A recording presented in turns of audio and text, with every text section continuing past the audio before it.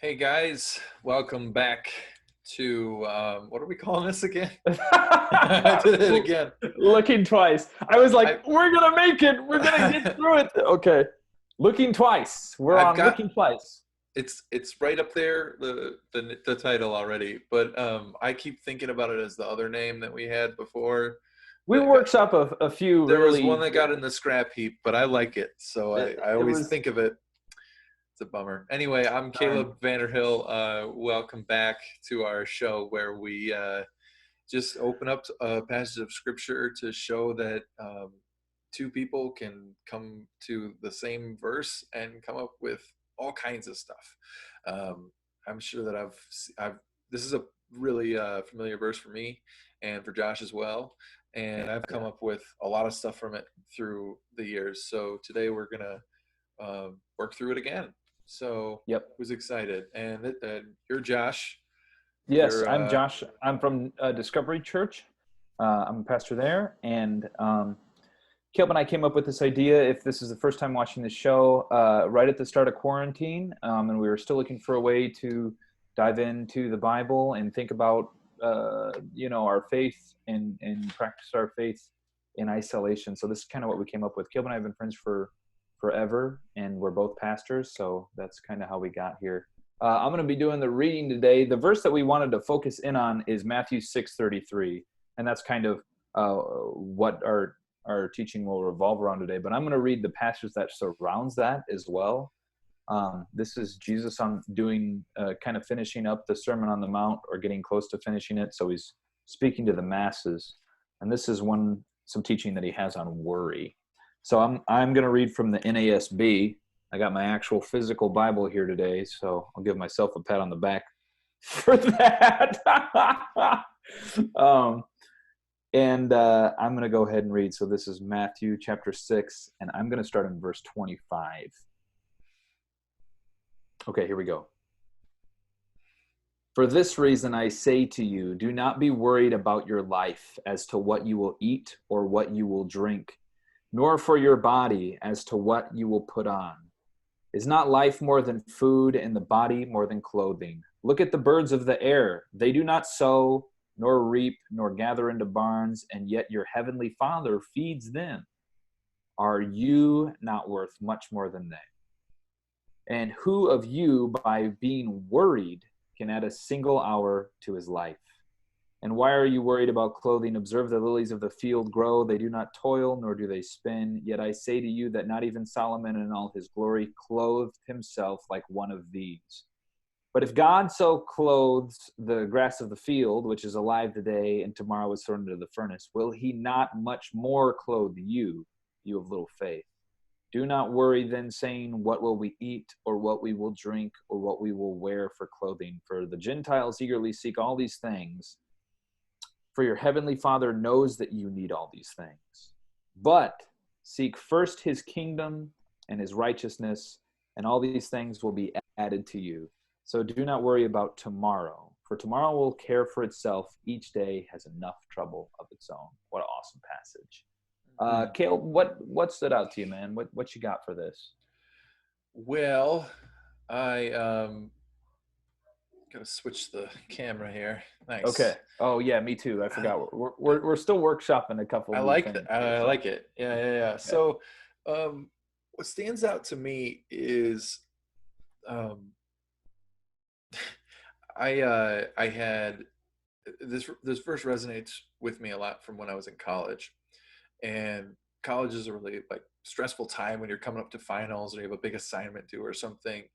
And I had this friend who was super worried all the time, and I would, be asked to help or whatever, or I would offer to help rather, and this person would kind of just be like, no, I got to do it on my own, and that kind of Right, thing. right.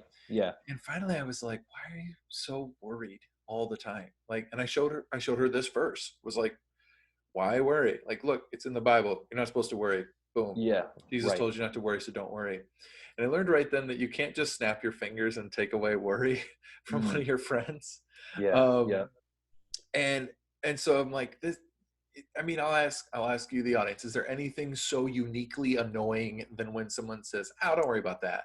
when you're all worked up about something and someone just Yeah. brushes it off, it feels so dismissive and it doesn't feel validating and all that kind of stuff. Well, I'm here to tell you that Jesus knew that when he said this, and he knows that now.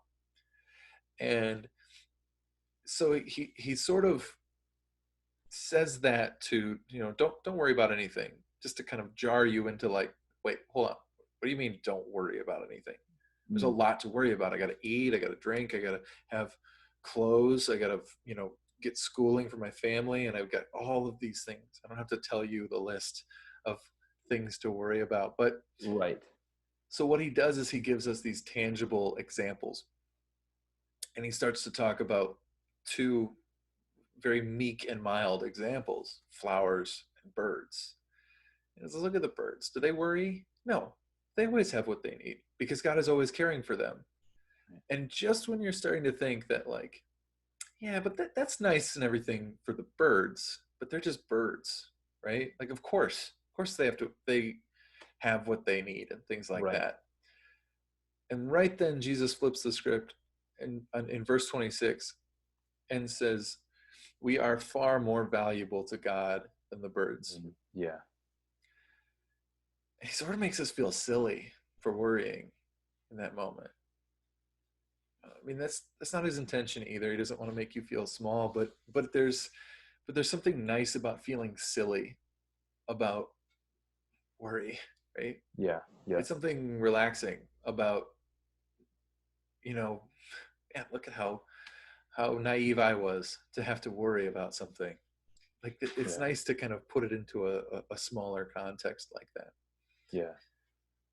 So this whole thing, this whole sermon is part of a bigger sermon known as the Sermon on the Mount, and it's famous for Jesus' ministry because he is kind of laying out his whole message to to a primarily Jewish audience, um, and it's this whole reworking of everything that they knew before. It's a everything you knew before is not bad, but it's changing. And Jesus is refocusing them and opening their eyes in a way that had never been. And he's talking about how the weak are strong and the last will be first. And it's sort of this upside down kingdom. It's a really beautiful picture, but it's really hard for us if we're not trained and disciplined and take a long time at practicing being Yeah. like Jesus. Yeah.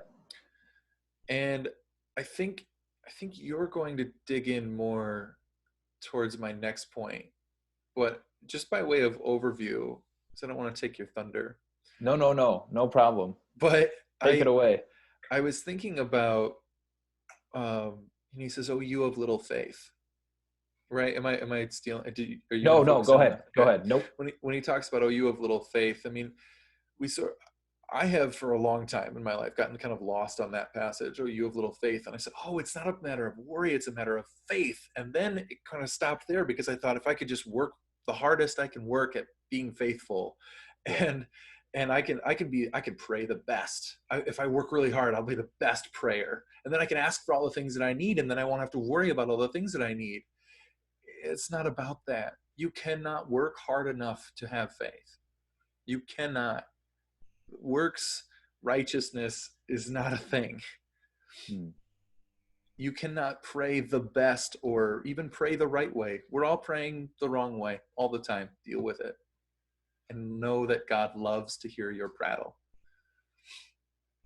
Um, but if it's really just as simple as this: seeking first the kingdom of God. That is being like Jesus, doing things. What would Jesus do? Remember the bracelets?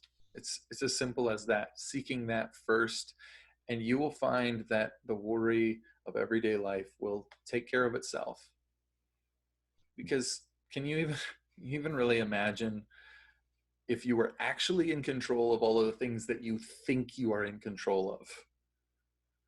Think about all the things that you think you have a handle on. If it was up to you to make the sun rise and set, if it was up to you to really make your garden grow, I mean, Thank Yeah. God that you are not actually in control, that God is in control of these things, and let him worry about it. Hmm. Yeah. So I know that that was a lot, but That's good. No, but that was good, Caleb. Um, so with that, like what you were saying, I'll go back to gallery view here. oh, right. Thanks for reminding me. Okay. Perfect. Peek behind the curtain, So, people. with that, with what you were saying, then I think correct me if I'm wrong, but part of what you were saying is that we don't have a good grasp Mm-hmm. on our reality that God's the ultimate power, right? Mm-hmm. And we kind of fool ourselves into thinking that we have more control than we do, right? Yeah, that's the general thrust. Yeah. Okay. So with that, then is do we have any responsibility, or are there any tangible ways for, like, does Jesus have something that he's trying to tell us to do here, like on a pragmatic day-to-day level? Like, is there any spiritual practice that we should do that Jesus is trying to get us to do with this verse? Um, yeah, wow, that's a great question. I always sort of think about it as in the whole context of the Sermon on the Mount, of him just trying to show us a different way to Yeah. behave, a different way to be in general. Okay. But can I flip it around? Do you think there's a tangible? Let me look at it real quick. Okay. Um,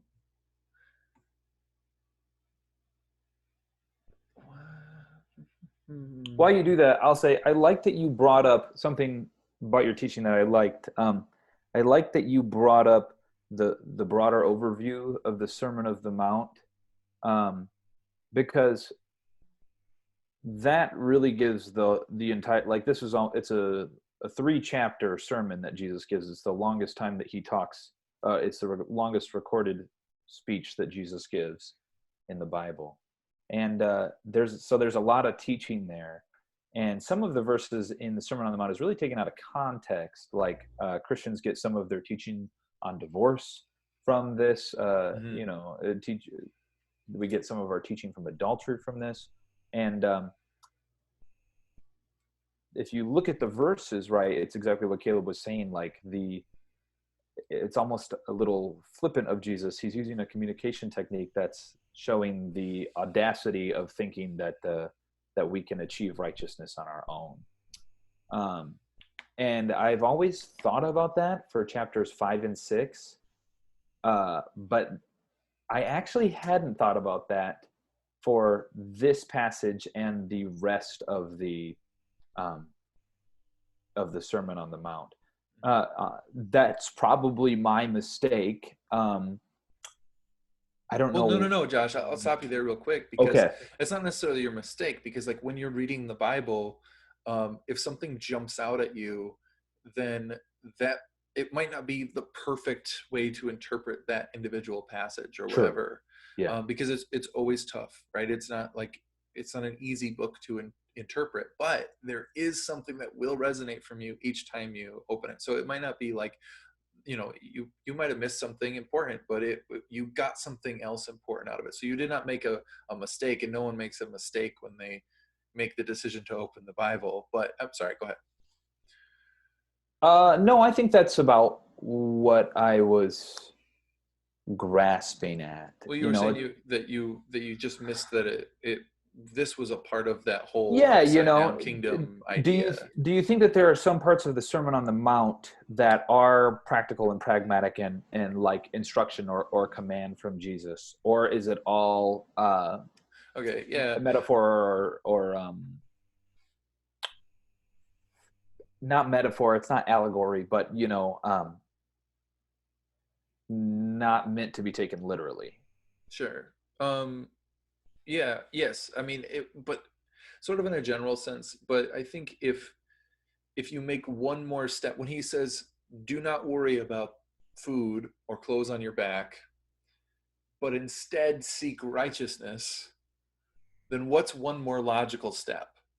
It's like, give your stuff away, Yeah, right? So he right. doesn't actually, not in this passage anyway, but he doesn't actually like make that command, but the Mm, command is to seek righteousness. mm, So therefore, like, what does righteousness look like in any given situation? Now, he's not saying like, once you give your stuff away, you go like this, because that's how the Jewish people would have interpreted that. They wanted right. to hear like a concrete law. Yeah. Okay, in Here's the this bullet points that I have circumstance, to you do follow. this, Yeah. right? Right. Yep. And so he's saying, in this circumstance, seek righteousness. And then they have to sit there and go, okay, What does that I have mean? to actually process every situation in my life Mm, and think about what is the right thing to do. yeah.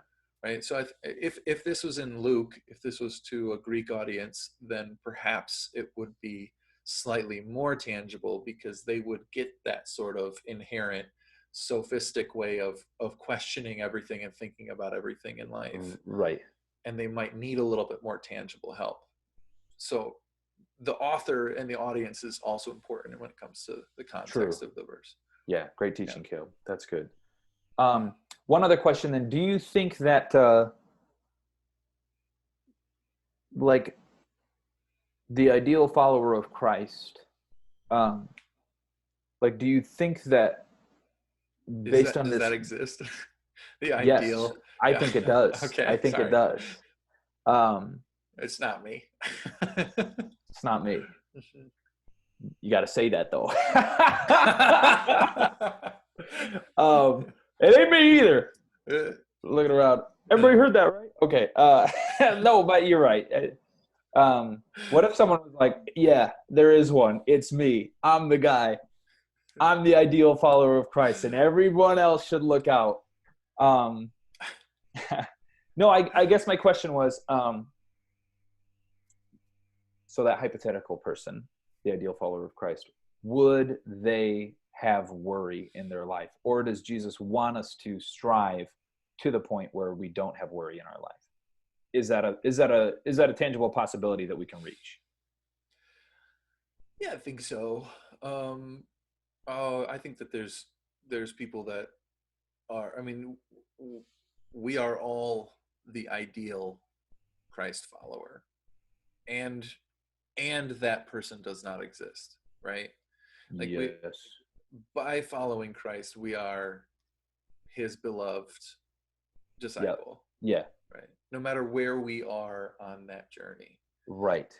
So let me But I I do know. think I know what you're saying. I think Yeah, like a matured, self-sustained, fully invested uh, servant of God. You know what I mean? is there a place where you can get to some sort of, I don't want to say like Zen or anything, but a place where you just do not worry about things. Well, let's use that word. Is there a Christian Zen? Is there an enlightenment that we can reach as followers of Jesus that allows us to eliminate worry in our life? What do you think? I have an opinion on it, but I want to hear your thoughts. Yeah, I think this is a long conversation, but True indeed. Yeah. I think that um, the,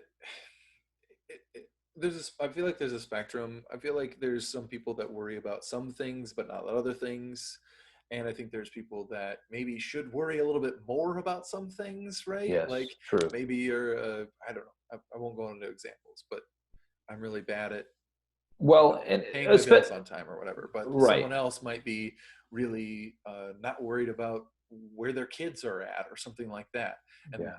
and so we all kind of have our thing, but then and I also think there's seasons of our lives where we're past all of that. We're not worried about anything. And then there's other seasons of life where, like right now, where we all kind of need to be a little bit So a worried lot about of things. worry present So is currently. there some sort of metaphysical answer to this where you transcend, to use mystical language is dangerous, but to transcend that sort of worry at a day-to-day level, while at the same time still being responsible about some day-to-day chores that you have to do? I don't know. I don't know the balance of all of that. Yeah. Yeah. Is that sort of similar to your opinion? No. I do disagree. Oh, no, that's great. I think That's that what makes there, these interesting. true, yeah. I do think that there is I think that there is a place that you can get to where your life is free of worry. And I think that that's honestly a goal that Christians should strive towards. And I do agree with some portions, like, and to harken back to your teaching that you gave earlier, we have to take the teaching from Jesus, and because there's no direct bullet points or super tangible concrete do's and don'ts, we've got to apply it to our own life. So how this applies to each of us, I think, will differ. But for a lot of the things that that we worry about, I think can be overcome through a greater spiritual discernment, more spiritual maturity. You know what I mean? Like, so, like, take Romans 8, where he talks about, we're more than conquerors through him who loved us. One part about that verse, one idea from that verse that I like is that Christians should be empowered. You know what I mean? And the more that I recognize, here's an example in my own life, but kind of about what I'm talking about. When I was first a Christian and didn't have that much faith, I had a lot more worry, I think, than I do now. And some of that is because I've grown to know God more, and God's reality, I think, is more tangible to me now. Like, I'm more confident in God. My faith has increased. My faith is stronger. So now the words, God is in control, those mean a lot more to me than they did, say, 7 or 8 years ago when I didn't have that much faith. Yeah. Like, I could say God is in control, but I don't know what that means. I only barely knew who God was. I'd Right. never seen God work in my life. But Or now even that have an I've, experience of it. yeah, now that I've accrued more experience, more evidence about God's faithfulness, God's love, God's wisdom, God's strength, and as those things have become more real to me, more knowledge mixed with a deliberate practice of, like, meditating on spiritual truths, or even like thinking about this verse, I think that has equated to less worry in my life. Do I think that there's a place where no worry is present? That I don't know. I don't even know what I think, I guess I should say. I'm going to go ahead and say right now I think that there is, because, like, my current experience trajectory would allow for that scenario to Sure. exist. Yeah. You know what I mean? Like, that's the equation. I know God more, so I have less worry. I can only imagine that keeps happening. As I know God more, I'll have less worry. But I can't say that for sure, because I'm not in that place, and I haven't known God more than I do right now, per se. You know what I mean? Maybe I have, and I've gone off the there's a lot of rabbit trails I could go off that, but Yeah. I think yes. Yeah. Well, let's move to the next section here. Okay. Let's, Josh, what else jumped out to you, um, and what do you want to go with? Um, What do you want to talk about? so I had two things.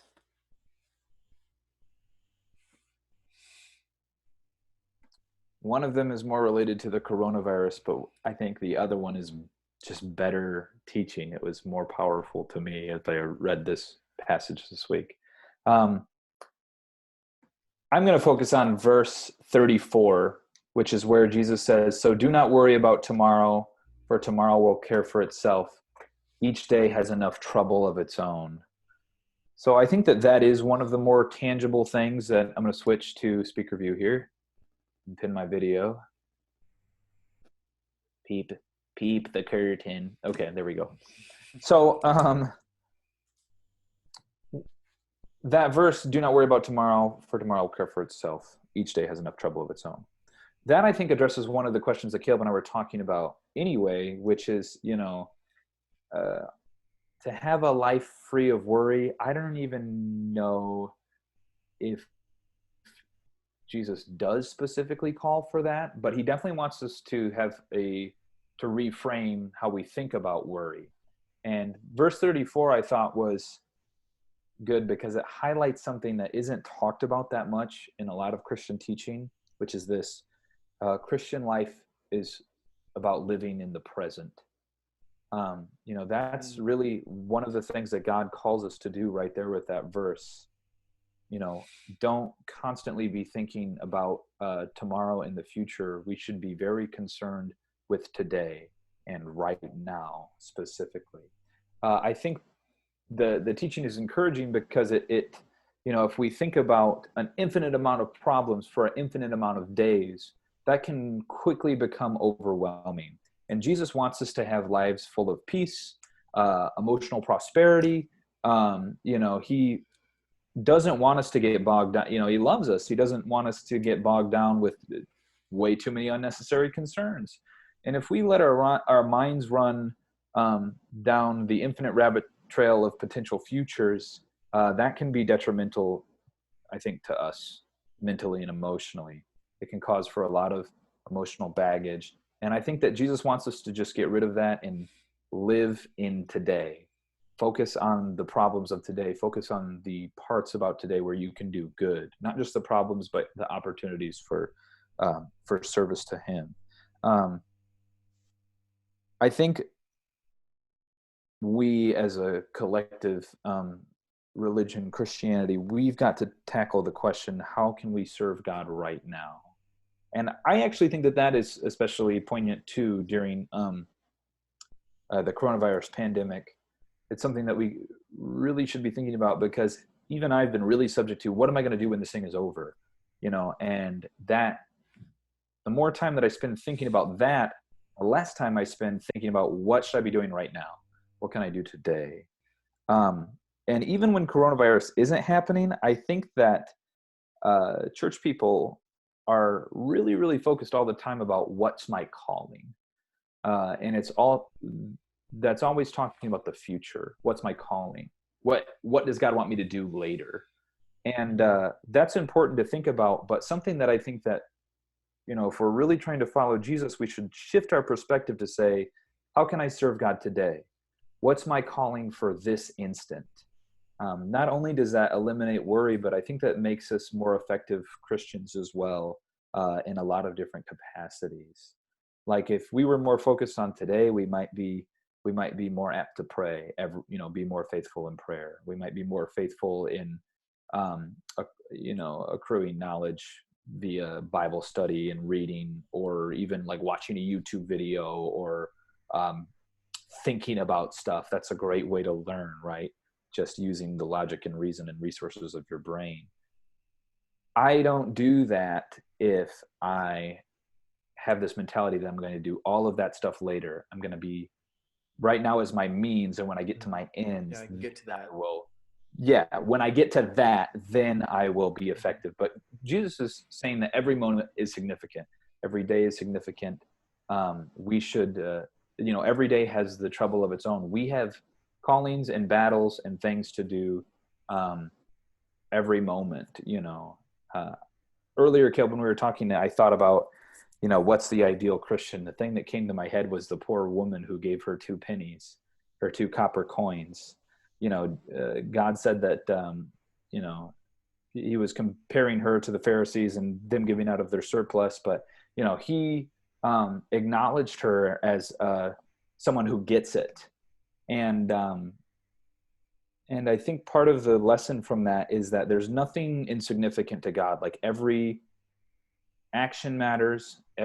Even if we think by our human standards that it's small, even if we think by our human standards that today is insignificant, God does think it is significant. Maybe us making a phone call today in isolation and would be just as effective as a ministry 10 years down the road from now that takes 10 years to get to. God's ways are higher than our ways. So that was convicting to me, that I should be present, and I should focus on today, and not only look at my life step out of the box or step, from a couple steps back, but I should also focus in on today and say, how did I honor God today? How did I seek God today? Just Mhm. like the verse says. So, Man, I love that. I love that. That didn't even occur to me to thank you. like jump in on that aspect of it. And yeah, I mean, maybe if I picked it up tomorrow, I would have read that exactly the same way. Totally. But I Right. picked it up yesterday, and I got Yep. what I got out of it. Right. So Yep. not to hammer on that point so much, but that's really exciting. Oh, No, I think that's great. And can that's you hear kind the of, dog? yeah, he's agreeing. Yeah, right. He's agreeing. Yeah, That's with funny. you probably, Yeah, well, Uncle with you too. Josh. And that's kind of the whole point of the show, right? Is we're digging into this and seeing the richness of the scripture. You know what I mean? Hmm. That's what it's all about, is digging in and getting multiple perspectives.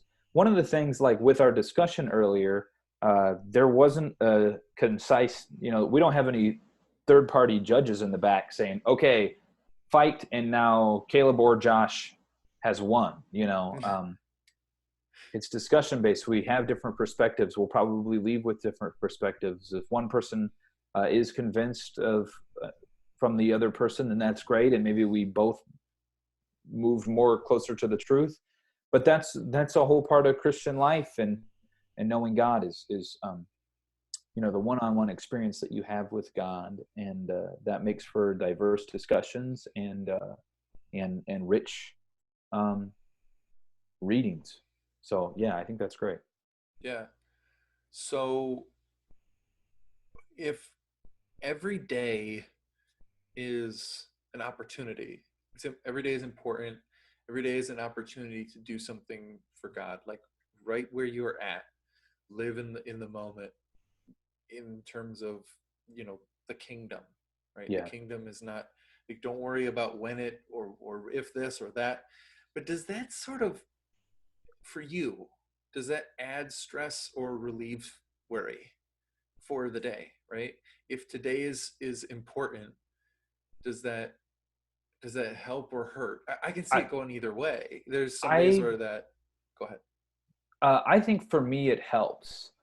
Um, and even like Jesus's example in the passage about like clothes, or food. We could equate that today in our society to bills. And I could think about like with this coronavirus thing, like what is my occupation going to be in 3 months? You know what I mean? And I can worry about um, maybe what am I going to be doing in 2 years. There's no way I'm going to be able to answer that no matter how much I deliberate on it. You know what I mean? So I think that there's some concerns that won't be solved with worry at all, or even with thought sometimes. But I still think about them and I still worry about them. But if I focus on today, then I have a more clear view of what I can handle, what I can do, um, what the very relevant problems or opportunities for fun or goodness that I have are. You know what I mean? So many things in the future are hypothetical, and it's a lot harder to be able to even ballpark guess what the answers to those hypothetical questions are going to be. Hmm. So for me, it does alleviate worry to live in the present, because like if I, again, going back to, if I really know God and trust God, and you know, if my faith was really, really strong, and I could say, hey, I'm not going to worry about what's going to happen 6 months from now, because I know that God will handle it for me then, like he's handled it for me up to this point in my life. But what I can worry about is what I need to do today. And I just think that today can only have a finite amount of worry, Hmm. because there's only a finite amount of situations that you'll find yourself in a 24-hour period, but there's an infinite amount of situations that you can imagine being in for a hypothetical amount of time. Hmm. So I think that when you are in the present, you eliminate some of those hypothetical worries, and you kind of streamline your ability to Yeah, think good point. clearly. Right. Yeah. Yeah, you're not worrying about a hypothetical. Yeah, Right. Yeah. right. One of the Um, other things with Go that, for it. not to keep going, but I think even from a secular perspective, uh, that was verse 34, 27. 27. Verse 27, Jesus says, "And who of you can, by being worried, can add a single hour to your life?" I think that spiritual truth can even be taken from people who don't even believe in God. That's just good teaching, even if your reality, uh, if you're not a theist, if you don't believe in God at all, you might still look at that and go, that's good advice. Hmm. Nothing productive is going to come from worry. So I think, he makes It's that still argument it's still hard to just not worry though, right? true. I mean, it takes Yes, some right. some work. I mean, it Well, takes some exactly. Yeah. self-discipline. It takes Yep. thinking about it every day. Like, I am Right. actively going to not worry about that. Yeah. You know, that Yeah. is stressful. I will stay away from that for, a minute so that I can Yeah. process it and then come back to it with a clearer head. Or, you fill in Yeah. the blank on what situation worries you the most. But Yeah. yeah. That was some of your teaching that I really liked, Caleb, was that, you can't just tell someone to not worry, just like you can't tell someone just like, be happy. Don't be sad. You know what I mean? That's just not it's just not a thing. You can't just flip your switch and go, okay, I am different now. You know what I mean? So that I think that does apply to worry. I think that you do have to make practices and find ways to change your mindset. You know Yeah. what I mean? Yeah. And Got I it. think, well, we can leave it right there, I think. What do you think? Should we got anything else? Any ending thoughts before we go? Yeah, I mean, I've got one, but I think it'll launch us down a different place, and I don't think we want to end so off topic. Okay. Yeah. Because I I'm like I with you. like where we were, so I think we ended on that positive note. I, on a personal note, I've loved doing this. Talking with Josh has been great, and connecting with any and everyone who's watching this Yeah. is really good for us. So I want to encourage everybody out there, do something for yourself. That, I mean, this partially ties in really well with this topic about not worrying. Is sort of replacing that worry with something that's brings you joy. But maybe it's something you've never had time to do. Well, now you've got time to do it. So Yeah. do Yeah. something creative, do something productive, whatever you can do around your house, or for a neighbor, or talk to someone you're haven't talked to in a long time. Yeah. Just thinking about everybody out there in our audience, and thinking about some of the potential that they have, I just don't want people to feel like you have to sit on your couch all the time. Like, no, there's Y- stuff you can do. Just get Yeah. creative with it, and Right. it's really Yeah. life bringing. I agree. And I think that is relevant to the teaching too, because like worry makes us ineffective. If we sit around and worry all the time and think about all of the stuff that could go wrong, then we won't do anything Mm. except be sad. So I think that's great. One thing, I agree, Caleb. I think that this has been really cool, really fun for me, very encouraging to me. And like you said, it's kind of come from us trying to stay effective and active during this thing. So I encourage everybody else to do that. One way that my wife and I have been able to do that is we take walks without destinations. And that has been really good for me emotionally and spiritually and physically too. I mean, the walk is good. But, it's things like that, just like Caleb was saying.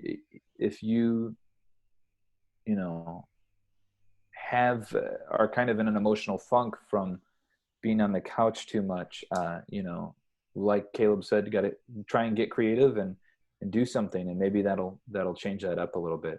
If you need some help with that, you can reach out to us, through whatever link you find this at, or wherever you see this video.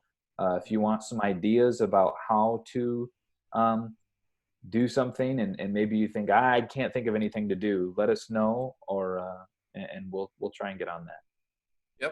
Yep. You can talk to either of us via Facebook Right. if you're not in our general circle, or you're watching this from the other side of the world or something. Yeah. We're still available, even if we're not a part of, even if we're not your pastor. But Right. certainly feel free to contact us if you want to. Yes. Very good. Well, Yeah, awesome talking with you, Caleb. yeah, That was man. fun. Had a Yeah, good time. Learned some great stuff. So yeah. appreciate it. So it's a pleasant company. So, and it's a good topic. So, You. All right. All right. See you later, guys. bye, guys.